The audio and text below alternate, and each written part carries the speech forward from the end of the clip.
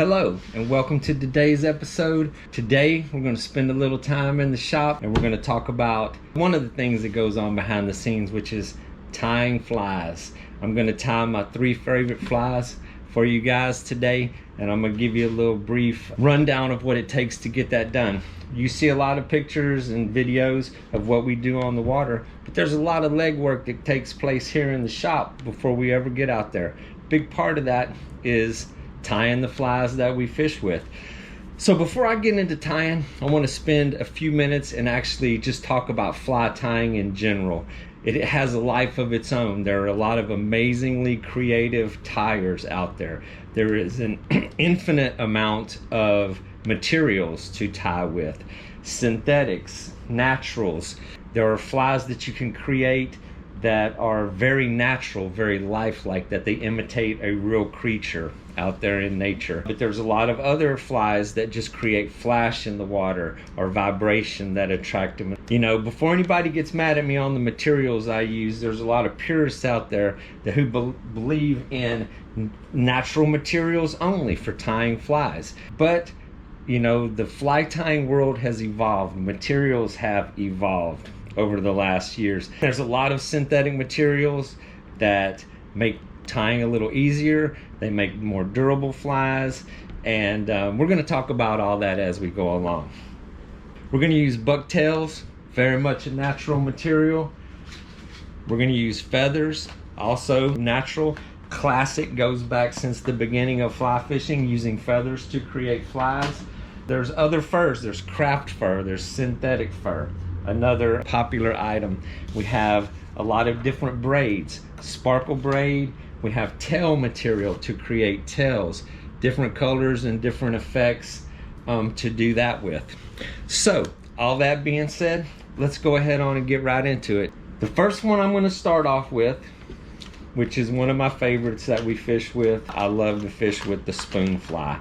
And it's another one that gets a lot of criticism from some of the more traditional fly tyers because it does have a lot of synthetic material in it. And so in the beginning of time, a good friend of mine, Ted Geyer, who I fly fished with for over 20 years, back in the early days, he was taking a regular straight hook, such as this, and bending it into the shape of the spoon to actually conform the body of the spoon to make it into that spoon shape. So there were a lot of steps involved. Nowadays we have companies who are actually selling hooks that are already bent and preformed for a spoon fly. This is a sight cast hook. Met these guys at the Houston show. They had the booth right next to us. Really cool guys. Got to meet them over the years, got to know them. I also use their preformed bodies for the spoon fly. So some things can make your life a little easier, or if you just want to be more traditional and you want to put some effort into it, this is how it was done for many years. Took a piece of aluminum off of an aluminum can and would take a sheet of mylar and hold this on the mylar and trace the body with an X-Acto knife. Very time consuming, but it's an option. It can be done that way. Lately, I've been taking the easier path and using pre-cut bodies. So let's go ahead on and get started with this fly. You start out with the hook in the vise. You want to get it nice and secure and lay down a nice layer of thread across the shank of the hook. And with most flies, you're going to start, or I start with the tail. Some of them come in later, some of them come in a little bit sooner, but on the spoon fly, we're going to go ahead on and start with the tail. I'm going to do the gold spoon today. The gold spoon, it's a classic, has caught fish since the beginning of time. So with the spoon, with the tail material on the spoon fly, I go with a very sparse tail. You don't want the tail to affect the action of the spoon. So just a few threads, just to give it a little bit of action in the water. And what I'm using on this guy is pink Flashabou tail. And so with the spoon, the body of the spoon is actually going to wrap around quite a lot of the hook. So you want the tail to be tied to where it's almost going to be sticking up on top. And so the next step with that, what I'm going to do with the gold is I'm going to wrap some sparkle braid across the shank of the hook, and this gives it a little more mass, a little more body, gives it a little more bulk. And also what the sparkle braid is going to do, when you wrap it on the shank and you tie all these other things to it, and when you put the epoxy, this is going to trap a little bit of air inside the epoxy. Not a lot, but it will make it a little bit lighter in the water. It'll almost add a little buoyancy to it. It does trap some air. There's other braids that you can use that will trap more air, but this one just gives it a nice little color, as if it's a red spine or just some contrast to your spoon. So you nip that off nice and tight. Put a couple wraps on the front. Run this thread back down to the end of the shank, and then comes the body of the spoon. On these bodies here, the tabs are kind of long. They're actually a little extended. So what I do with these is I cut the tip off and use just enough for the thread to hold it to the hook. The whole thing's going to be covered in epoxy, so the tabs aren't that important to tying it on. I just want it to be held in place until I can get to that point. So it does have adhesive. It will stick on there. You come to the bottom, couple of wraps. You can move it to where you specifically want it. Couple more wraps, hold it in place. Then you pick this up, run your thread back to the front of the hook, down right there, and a couple wraps on the front of the hook to hold it in place. So basically you have your shape started. So what I do to add to a little realism is you add an eye to it. And it's kind of funny, my boy Ted, he called this the big eye baby spoon fly, because we put this big eye on there, and it just gives it a nice little effect, as if it is something alive. Whether the fish believe it or not, that's yet to be determined, but gives it a nice effect. So you got your spoon fly built. One thing that we add that you need in the areas that we fish, and in a lot of the areas where you're shallow casting to redfish, there's going to be some seagrass. So I like to add a weed guard, and so the way that works, this one here is a move that takes practice. When you're tying your weed guard, it's real easy to cover the eye of the hook, and we don't want to do that. So when you're out there on the water and it comes time to tie the knot, and you don't want to have to deal with it. So what I'm using is 30-pound hard mason. It's a really hard monofilament. It's very rigid to make a nice weed guard, but there's a trick attaching it, getting it tied into place. What I like to do is I start with a little drop of super glue to hold it right precisely on the knot that you use to hide the spoon. And then the trick is to get it started in its place with a couple of nice wraps. But what's going to happen as you wrap this weed guard to the shank, it's going to want to push it down, and it's not going to have the effect of standing up. So what I do is I hold it up, and then you come behind that and you add 5, 6, 7, 8, 9, 10 wraps where they go up and up and up, and then it has more of a tendency to stand up opposed to laying down. And when you're out there fishing, you want to constantly check the weed guard. You can bend it a little bit, you can put a little bit of move into it, and then once you get this tied into place, cut it to length. You want to have just enough to cover up the point of that hook. So there you go, that's a good start to that one. And then we have this little whip finisher. Puts a couple nice wraps on here, nice and tight. You want your flies to be pretty, so your friends don't criticize you too much and laugh at you when you show up with a real raggedy little fly. Final step is you're gonna coat the entire thing in epoxy. And so I don't mass produce or do a whole bunch at one time. I usually do 2 or 3, not get too much epoxy going. This epoxy sets in 5 minutes, so it gives you just enough time to mix up a nice batch and get it coated and then put it on the turner. Once you get your epoxy mixed up, you want to mix both parts really good, because if they don't get mixed up, you're gonna have a few sticky spots on your spoon. So you don't get a lot of time to work with it, but a good mixing. Take this off the vise, hold it from the hook, and what I like to do is I start on the inside. You want to get that epoxy nice and tight up against the shank of that hook. And like I said earlier, the sparkle braid that's in the middle, it's going to give it a little body, a little mass. It's going to add a nice red line down the middle of it, give it some contrast. And then when it's coated in epoxy, it's going to trap a little bit of air under that epoxy. And then on the back side, you just want to go and just paint a nice little layer. I put a little glue on the threads to lock all that into place. Tap it out to the edges real good, a little bit on the back side, and then just give it a nice little rubbing over to make it as even as possible. And then what we use is this nice little turner, epoxy spinner. So when you stick your fly on the turner, it's going to go round and round, and it's going to let that epoxy lay out nice and even, and it's going to spend the next 5 minutes drying. And when it's done, it's a nice little evenly coated, much better than you can do by hand. Works really well.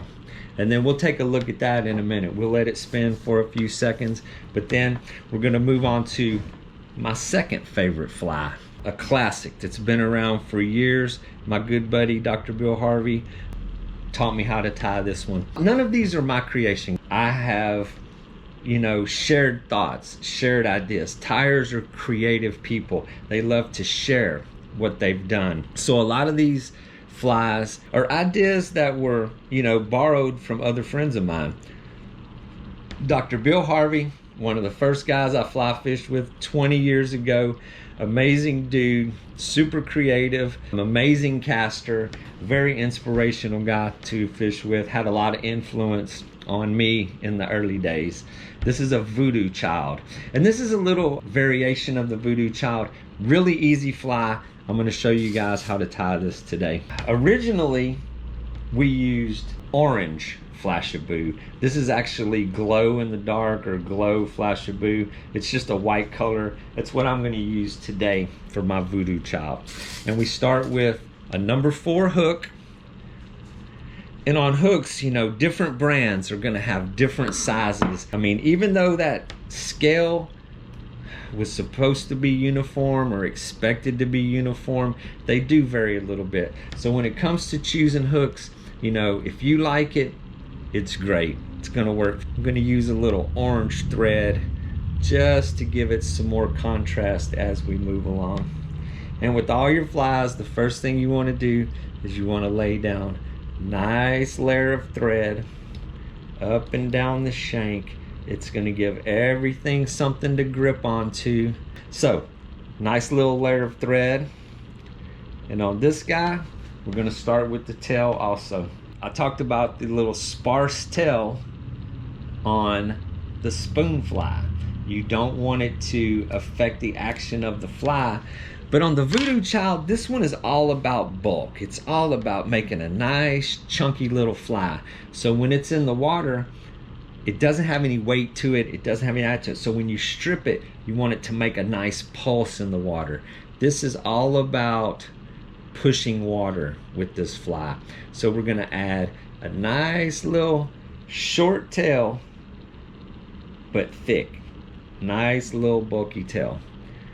I'm going to move it up on the hook a little bit, because this is not not intended to be a really long fly. Just kind of short and stubby. Great fly for redfish. Also incredible for black drum. I had a day a couple weeks ago where I was sitting in the middle of schooling, tailing black drum, and I just worked them over with the little voodoo child. One of the most finicky, picky fish to pick off with the fly, but the voodoo child had their number. So on this one, I'm gonna add some silver sparkle braid on the shank to give it a little more body, a little more bulk. So that'll get you started right there. Voodoo child. And it's a combination of synthetic and naturals. What we use, this is the saddle hackle. So it's actually the back of the chicken. And it was very fancy chicken. I don't know which one they got this off of, but it had amazingly long feathers. And this is an olive saddle hackle. And when you're picking a feather to tie in the voodoo child, because you're going for bulk, you want it to be a nice long feather. It's gonna wrap many times. So you have the body laid down, and then you're gonna make a couple wraps of thread, and you're gonna get this hackle attached to the shank of the hook. You're gonna bring this back over here, and then you're gonna start spinning it round, round, and hold it nice and tight, and lay them right up on top of the next layer. So it's gonna go right up to the eye of the hook, and then you can come back for a second go round all the way, and then we're gonna run this back up to the front, to the eye,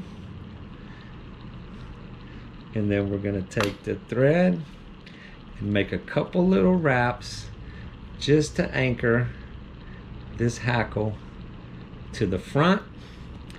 Then you come back, snip that off right there, pull this out of the way, a couple more little tight wraps, and then we come back with the whip finisher, couple wraps like that, make it nice and clean and so pretty. It makes a really nice finish whenever it's good and clean. So really simple fly. The idea is bulk on this one, and that is your voodoo child. Really easy fly to tie, super effective out there, easy to cast, just all around great fly. And the way I finish it off is I hit these threads at the back with a little super glue, and then you hit them up here at the front, so it's gonna anchor the thread up front, anchor the thread in the back. Beautiful little fly, super easy to tie. You can sit here and crank out a dozen of these in 30 minutes. You have everything you need for tomorrow morning. Next on my list of favorite flies is a popper. We throw a lot of top waters on conventional tackle, and the popper casts great, makes a beautiful explosion. It is so fun to watch a big red fish come up and just inhale this. Topwaters agitate a fish, even when they're slow to bite. The clicking, the splashing, the jumping around of this thing will quite often entice a bite. So let's take a minute. I'm gonna show you guys how I tie the popper. It's another one that requires a few extra steps, but on this one also, number 4 hook. I'm gonna go with some black thread on this guy. And then same as always, you're gonna coat the shank of the hook so everything has something to grip onto. And when you put the glue to it, the glue is gonna soak into these threads, and then it's gonna soak into the body, and it won't spin while you're casting. It'll stay nice and rugged. If you catch a fish or two, it'll still be in good working order. So a nice little layer. I used the Flashaboo on the previous flies, which is very rigid. It doesn't undulate in the water. It keeps its shape. On the popper, when the popper is sitting in the water, I want something that's gonna wiggle around a little bit in the waves. It gives it a little bit more of a lifelike action. So on this one, I'm gonna go with pink craft fur. It's very light, blows around real easy. So what you do, you cut off a nice little piece of that, pull a lot of the loose little ends out. So we're gonna go ahead on, run this thread to the back and tie the tail to the shank of the hook. And so what we have for the popper body is these nice little prefab popper bodies, different brands. These actually that I'm using are a number 6. So what I do is I come back with a little fingernail file, as you can see. And if you try to press this on there too hard, you're gonna split the foam. You want it to go on nice and easy. So what I do is I come across it with a fingernail file and I open it up a little bit. And it's gonna let some glue seep in. And on the back where the tail is, it actually needs a little more space. So if you give it a little bit more attention towards the back of the body, put a nice, with this one doesn't have to be real pretty. You can whip it by hand, pull that tight. As long as it's secure is what's important. We're gonna go ahead on and attach the body. You wanna test fit a little bit, make sure it's on there nice and tight. You want the eye to poke out in the front, kind of close to the bottom, so whenever you do pull it, it puts a lot of splash, a lot of action. What I like to do is make sure that I get the glue on the top of the shank and a little bit to get you started, because it's really important to anchor this body. When it's flying, popping, pulling through the water, it takes a beating. So really important to get this thing securely mounted to the hook. Another addition to this fly, my buddy Alberto, he was here with me, my friends from Italy, and we were tying some flies. And as I was putting the eye on the fly, he kind of looked at me and he laughed and he's like, "That's just for you. The fish don't care." So it gives it a little effect.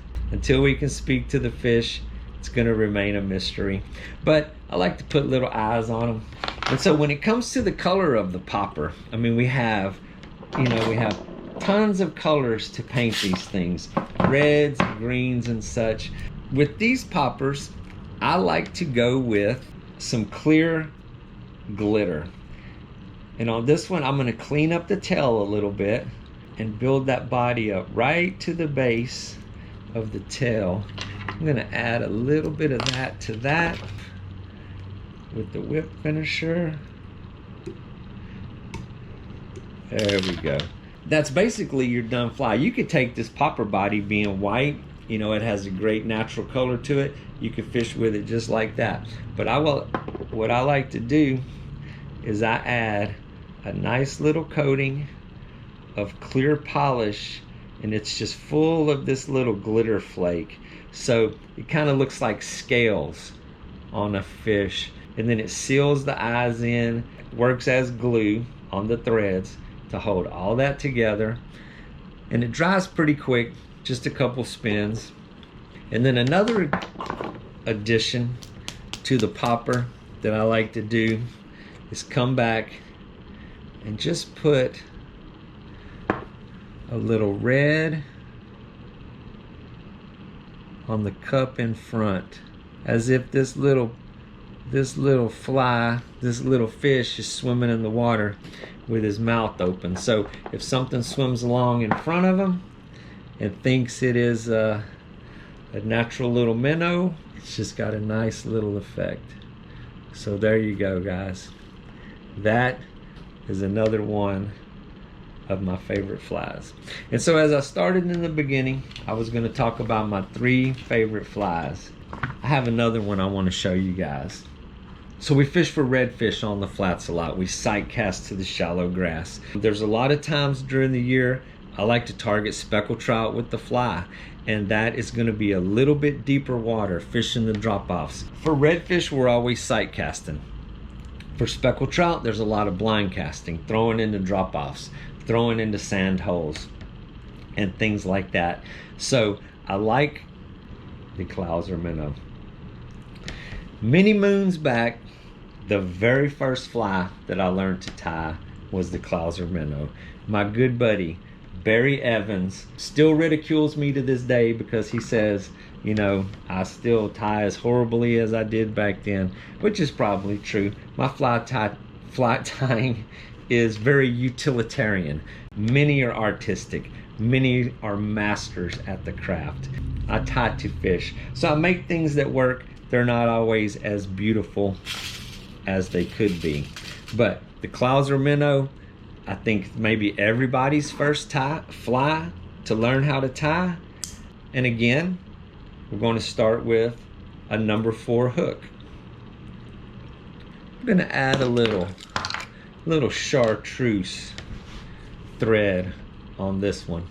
And just like any other fly, it always starts with laying down a layer of thread on the shank of the hook. And so with the Clouser minnow, there's a few options with eyes. We have dumbbell eyes.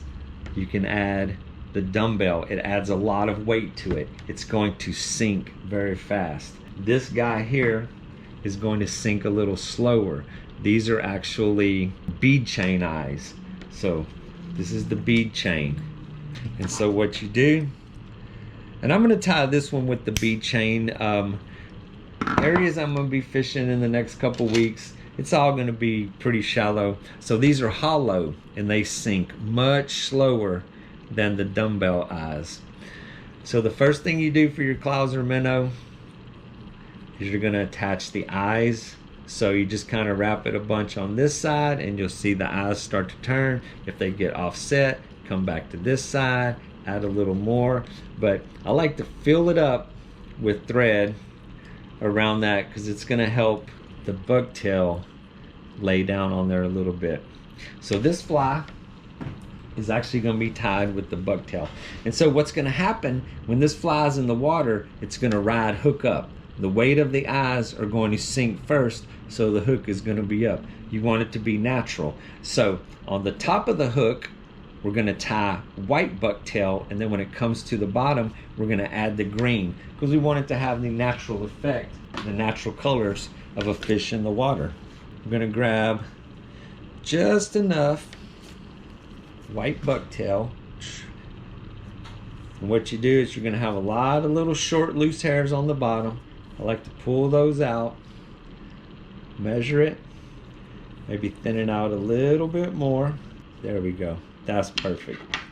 Now, another one of the challenges when I was learning how to do this, which I'm still learning, don't claim to be an expert, is when you tie the bucktail to the front, you want it to lay down nice and clean. You want it to have a cone effect when you're done. So you want it to slope down to the front of the hook. And that's done by laying nice, even wraps of thread.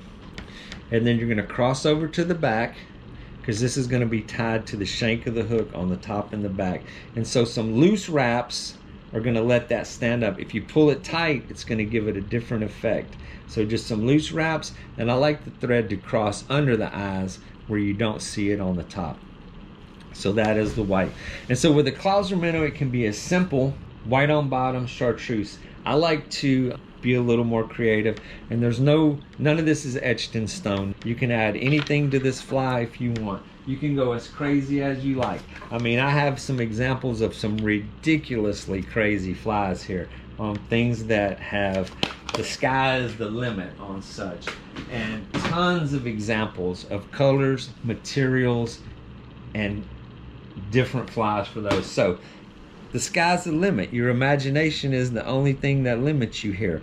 What I like to do on my Clousers, this is salt and pepper is the color.